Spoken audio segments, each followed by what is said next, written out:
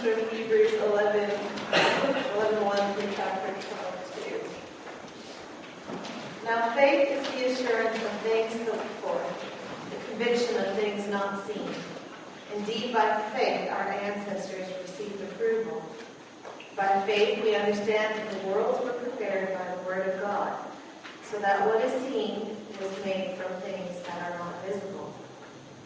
By faith Abel offered to God a more acceptable sacrifice than Cain's. By faith Noah, warned by God about events as yet unseen, respected the warning and built an ark to save his household. By faith Abraham obeyed when he was called to set out for a place that he was to receive as an inheritance. By faith Abraham, when put to the test, offered up Isaac. By faith Isaac invoked blessings for the future on Jacob and Esau. By faith Jacob, when dying, blessed each of the sons of Joseph. By faith Moses left Egypt unafraid of the king's anger. By faith the people passed through the Red Sea as if it were dry land. And what more should I say? For time would fail me to tell of Gideon, Barak, Samson, Jephthah, of David, of Samuel, and the prophets. Yet all these, though they were commended for their faith, did not receive what was promised, since God had provided something better, so that they would not, without us, be made perfect. Therefore, since we are surrounded by so great a cloud of witnesses, let us also lay aside every weight and the sin that clings so closely, and let us run with perseverance the race that is set before us, looking to Jesus, the pioneer and perfecter of our faith, who for the sake of the joy that was set before him endured the cross, disregarding his shame, and has taken his seat at the right hand of the throne of God. Thus the word of God for the people of God. Thanks be to God.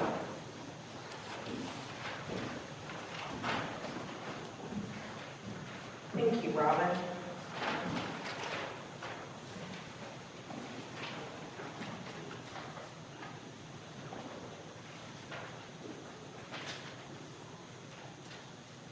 When I was a kid, I used to love going to my grandparents' house. My mother's parents were called Nani and Gramps. That's what we called them.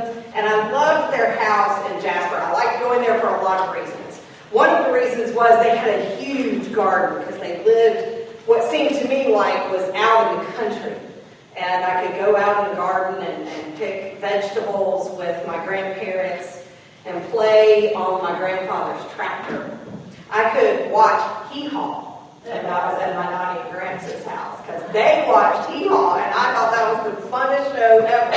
And I could go with my Gramps to his workshop out in the garage where he was a weaver of baskets and a woodworker, and I could play in the sawdust and help him weave baskets together. But there was one thing that we did together every time I visited them, one ritual that I loved the most, and I insisted on repeating it every single time I visited their house.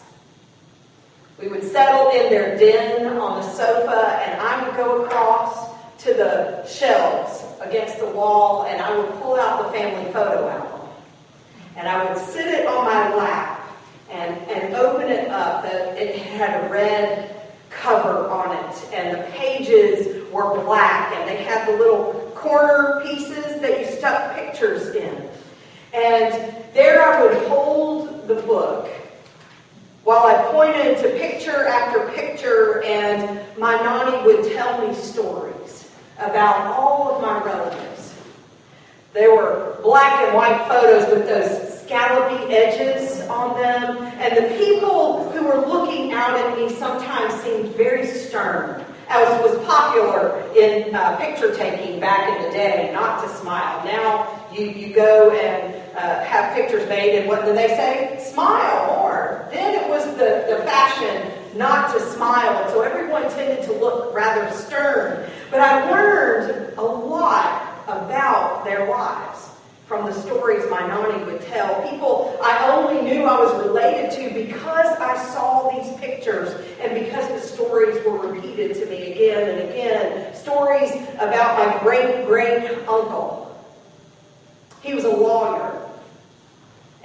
my grandmother had his law bookcases on the wall in their living room.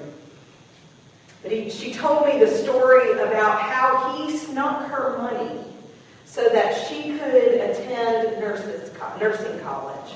Her father didn't want her to be a nurse, didn't want her to go to school and be a professional, and her uncle snuck her the money, saying, if you ever tell him I did it, I will deny it to the death, and I will never send you any more money.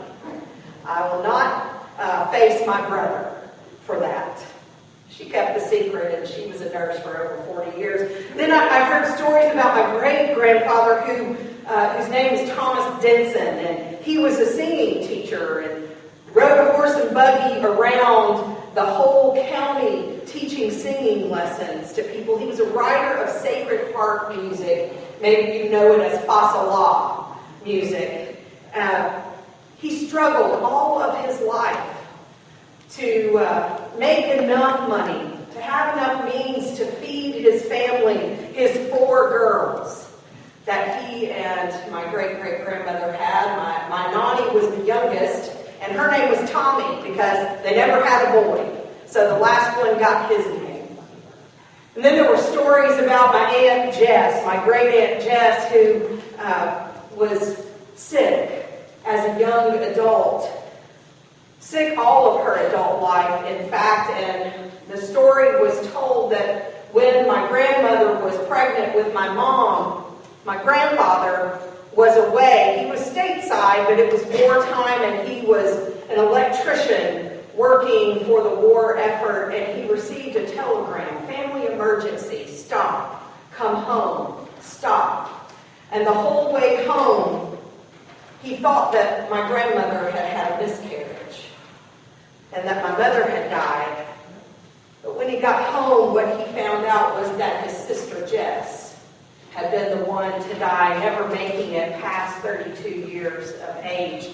My mother had her bedroom set until she died, and now that bedroom set is in my guest room. A family heirloom passed down from a relative I never knew.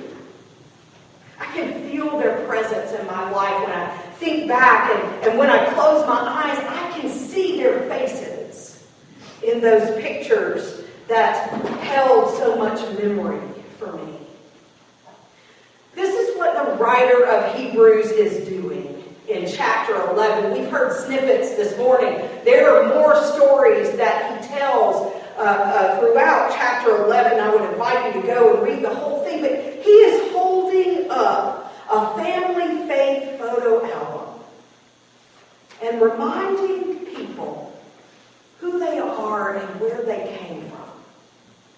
Saying things like, your ancestor Abraham was faithful, even when he was tested. And look, here's the snapshot of Moses and your relatives right after they crossed over the Red Sea. Here's another snapshot of them after they had wandered in the desert for many years and grumbled about being hungry and thirsty. And look, here's one of Rahab. We don't have many pictures of her. Yes, she was the prostitute in our family, and she took in the spies at Jericho. She's part of our family heritage. Here's Gideon and Barak and Samson. Here's our photo album of faithfulness. Can you see their faces? He's writing. Can you see them? The ones who lived by faith, the ones who helped to build up a future that they could not see yet. The ones who suffered and even died with hope that extends way beyond this world's boundaries. Why is this ritual so important?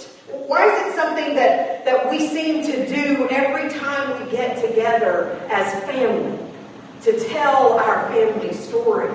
Why do we talk about the past members of our faith and their struggles and their dreams and their hopes and their fears? I think it's because it helps us know who we are a little bit better. We learn that we're not alone in our struggle or our suffering. We learn that we are a part of this huge family with enough character to persevere. Ours is a family that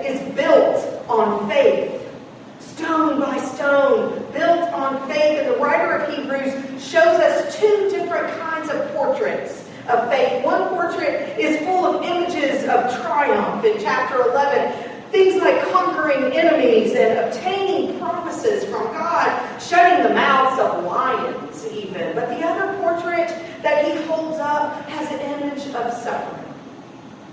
There's public mockery and imprisonment.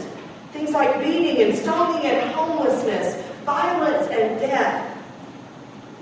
At first glance, these pictures seem radically opposed to each other, very, very different. Impossible to reconcile, maybe. But as one of my professors liked to remind our seminary class, our culture, it likes to tell us that we're either a success or we're a failure.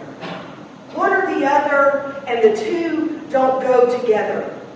But the writer of Hebrews knows different. He mixes these categories because our lots in life, wherever we happen to be in life, it is not measured by our faithfulness. It is not a measure, rather, of our faithfulness. But our life is measured by our faithfulness. Our lot in life is not a measure of our faithfulness. So the writer, he commingles these categories as a way to encourage all of us Christians when we face times of struggle. The mix of suffering and triumph are not only mirrors of our own lives, because as we all know, we each face success and we each face difficulty in life. But it also gives us hope.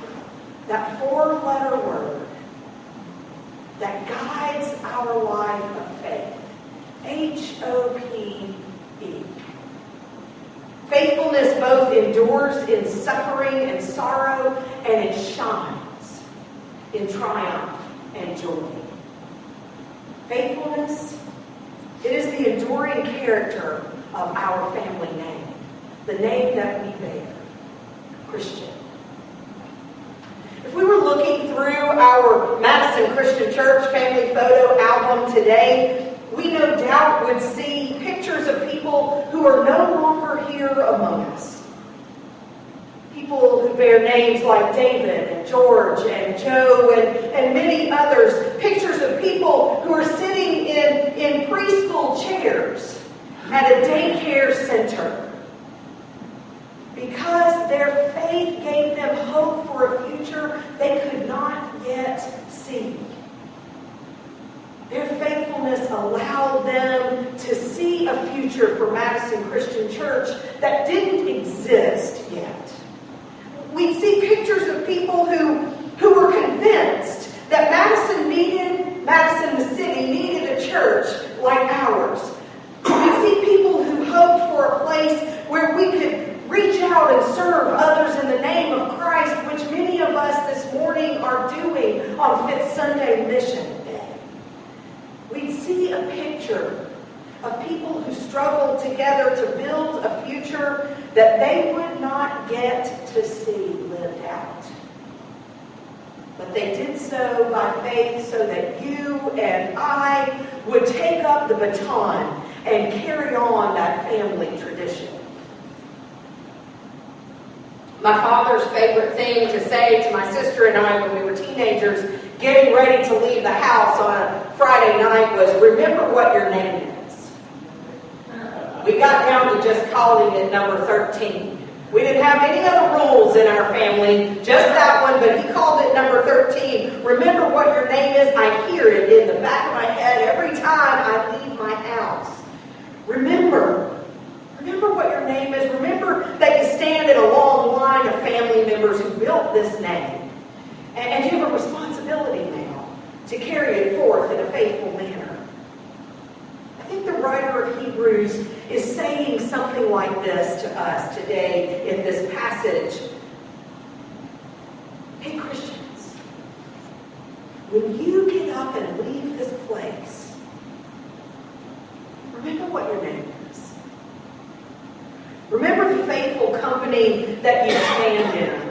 And take up your responsibility to continue living out that faith in hope and joy.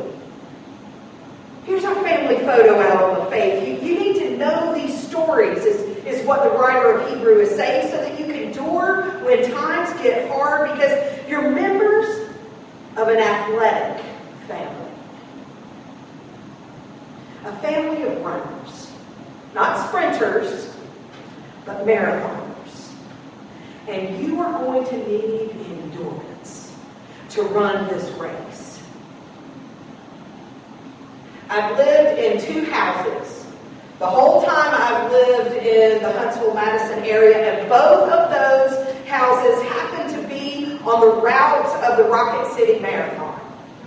And if you're anywhere living close to the route, you know that you cannot leave your house on that day if you haven't long left before the race starts, or you wait until after it's over. Because traffic is blocked, but it's not just blocked by, barricades that the police officers put out. It's blocked by people in lawn chairs who come early in the morning and they set up their place along the route.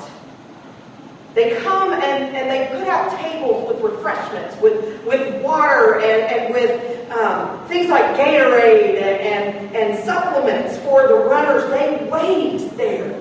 They wait for them to come by and they cheer them on. We're about at the halfway mark. And when the runners have gone by our house, people who've set up and waited and then cheered them on, they pack up, but they don't go home. They go to the finish line. And they set back up again. And they wait to cheer those marathoners on as they cross the finish line. And you can look at me and tell that I've never been a runner. I don't run unless something bigger and badder than me is chasing me, which means I don't run very often. I might not be that big, but I might be pretty bad. I've not run a marathon. But I have had the experience one time in my life of crossing a finish line with a crowd of people cheering me on. And that was after I walked 500 miles across Spain and entered into the city of Santiago. And the people who had finished before me, they stayed around, many of them for days and days. Some who live in the area come back every single day just so they can cheer on those who walk into that great city. You and I, we are part of a family of faith, a family of runners. Our ancestors, they have run the race ahead of us, and now they have passed the baton on to us. We are the runners of faith, and sometimes it is easy to feel faith, and it's fulfilling to live a life of faith, but other times it is just downright painful. And it is challenging, so challenging that we might want to give up on it. But we have this great cloud of witnesses who are waiting there for us at the finish line.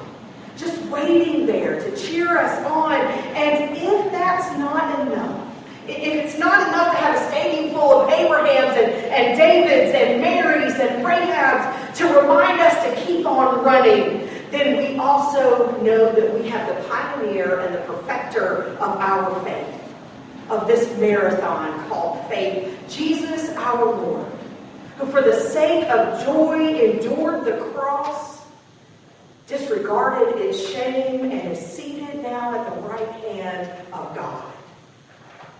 So the writer of Hebrews reminds us, if we need yet more encouragement, to look toward Christ, to look toward that line, to keep our eyes only on Him. It is Jesus who is the pioneer of this race. The Greek word archegos, the author, the beginner, the trailblazer, the one who goes before us. Jesus has been the scout, blazing a trail for us throughout all of humanity. He was tested in every way like all of us. And yet He found joy at the end of His suffering on the cross. And it is for the sake of joy that we run faith. But Jesus is also the perfecter. Not just the pioneer, but the perfecter of this race. He not only calls us to come across the finish line, he also fills in and fills out what is lacking in us. He takes our incomplete faith and he makes it whole. He takes our brokenness and he saves us. I don't need to run a 26-mile marathon, though it wouldn't hurt me. But I don't need to run one because I'm running a marathon that lasts a lifetime. We're all runners in this race of faith, and as my Hebrew professor reminded us, when our knees are weak and our hands are drooping, when we feel worn out in this journey of faith, wondering whether we can hold on or hold out, we remember our family, that they're there at the finish line, cheering us on. We remember also our race, that the baton has been handed to us now, and it is ours to take up and continue running this race, working toward God's intended future of justice and mercy.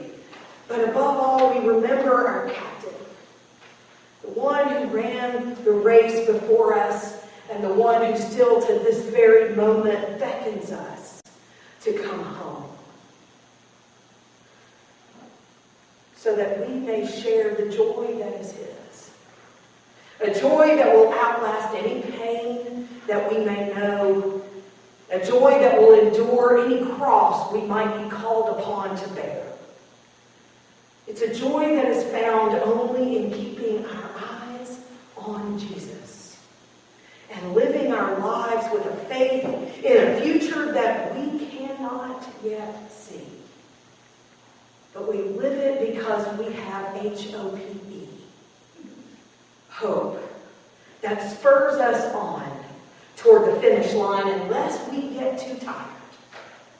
Up ahead, just right up ahead, someone has set up a table for us with refreshments, bread and wine, where we can refuel and we can refresh and we can gear up once again.